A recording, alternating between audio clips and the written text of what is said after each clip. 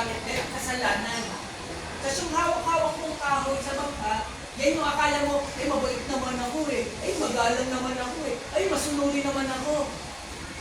Pero sandali lang. Pag inaway ka, galit ka rin. Yung nasa bangkang malaki, yun yung Diyos. At yung salbabida, siya si Jesus. Ay binigay sa'yo. Kailangan mo siyang tanggapin, kailangan mo siyang kunin. Pag hindi, you will die. Naintindihan niyo ba?